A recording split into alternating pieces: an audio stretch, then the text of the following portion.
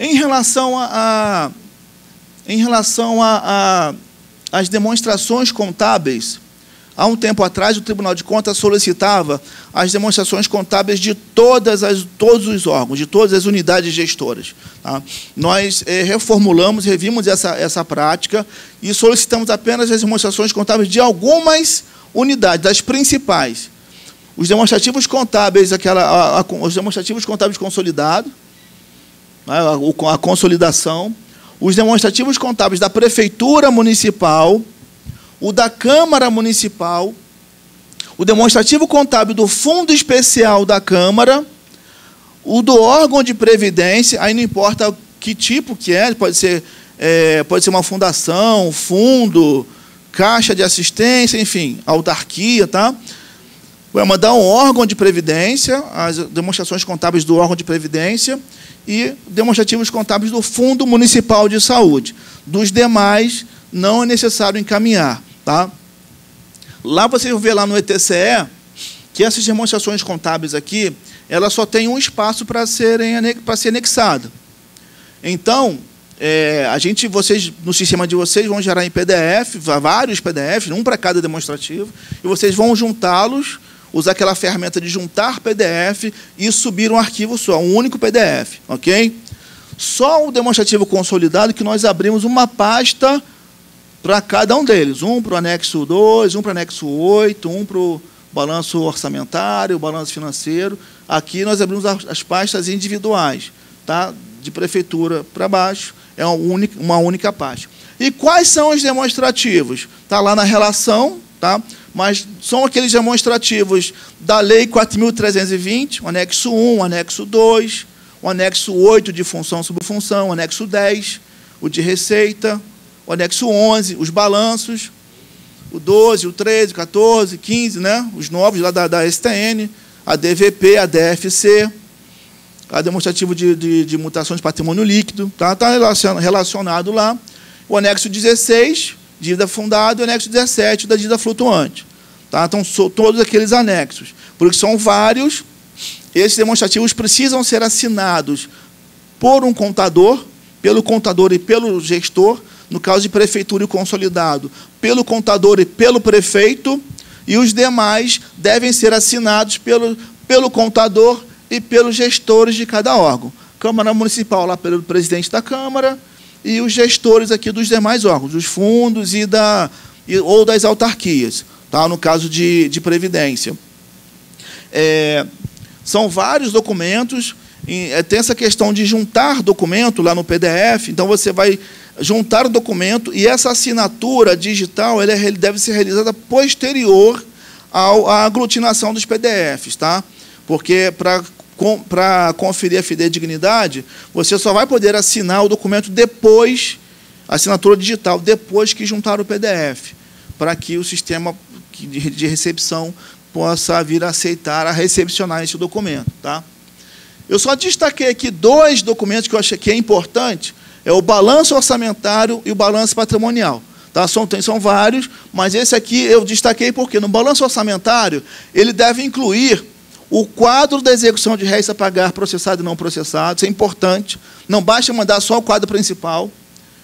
Deve conter notas explicativas em relação às despesas de receitas intra-orçamentárias, porque às vezes o balanço orçamentário ele pode conter ou não as receitas de despesa intra-orçamentária, e aí você tem que pôr em nota explicativa informando se o seu balanço contém ou não as despesas e receitas intra-orçamentárias e qual o valor. Tá? Isso tem que vir em nota explicativa. Importante também, nota explicativa em relação à justificativa ao cancelamento de restos a pagar processados.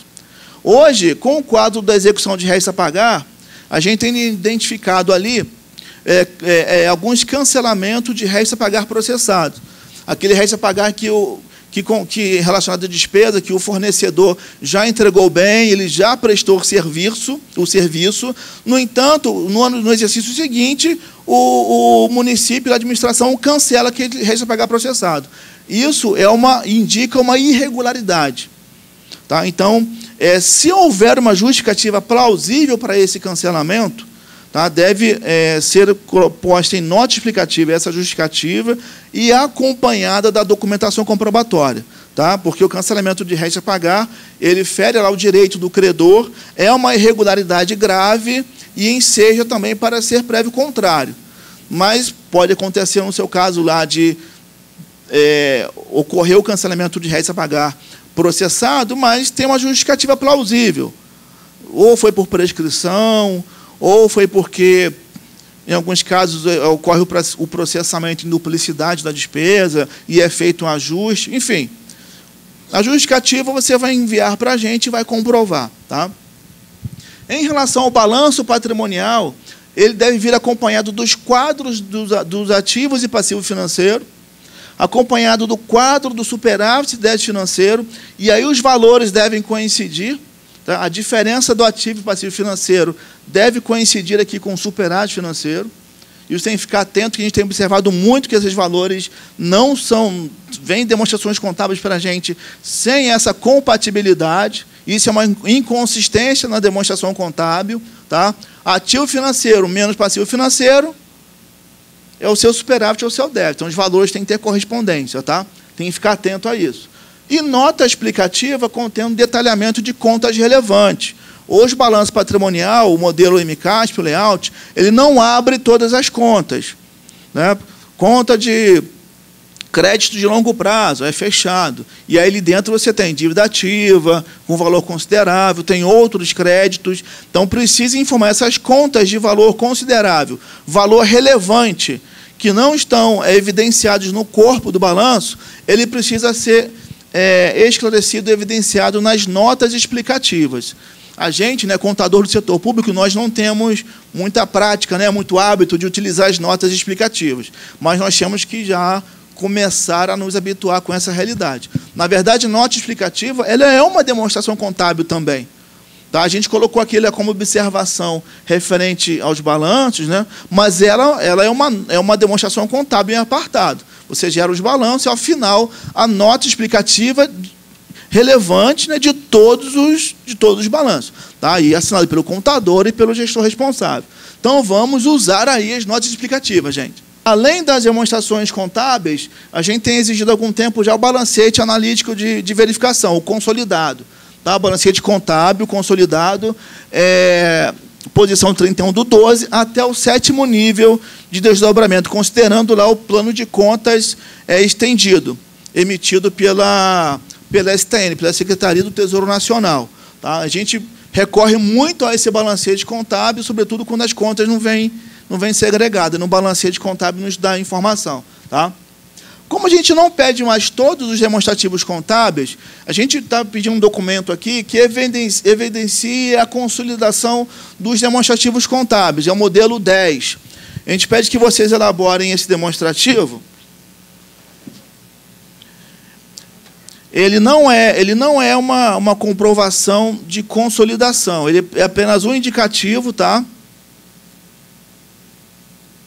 Ele é um indicativo para a gente, onde você vai relacionar para a gente nas linhas todas as unidades, todos os órgãos, não somente aqueles que vocês mandaram, mas todos, prefeitura, Câmara, Fundo de Saúde, Fundo de Assistência Social, a empresa tal, o SAI, enfim, todas as unidades gestoras, todos os órgãos do município, isso nas linhas, e nós elegemos aqui nas colunas alguns valores para testar se o demonstrativo consolidado corresponde minimamente ao somatório dos demais. Então, o anexo 8, que é o anexo por função, a despesa. Então, você vai colocar a despesa total da Câmara Municipal, da Prefeitura, enfim, e o somatório total dos balanços tem que coincidir com o mesmo valor lá do demonstrativo consolidado. Tá? É só uma verificação simples que a gente pede que vocês façam para testar, para indicar que os demonstrativos contábeis encontram-se consolidados. Então, a gente pediu para fazer um teste em relação à receita arrecadada no anexo 10, a despesa realizada e evidenciada no anexo 11, veja que são contas orçamentárias, a gente não está pedindo conta patrimonial, porque a consolidação ela é mais, pode ter alguma exclusão de intra-orçamento, de operações intra, não é isso? Então, são contas apenas orçamentárias, E lá do balanço patrimonial, a conta de ativo financeiro e o passivo financeiro. Tá? E esses valores de cada unidade gestora e o somatório coincidir com o demonstrativo contábil consolidado. Tá? Esse é o modelo 10. Esse vem assinado por quem elaborou, né? Pelo setor contábil, pela contabilidade e pelo prefeito municipal. Tá?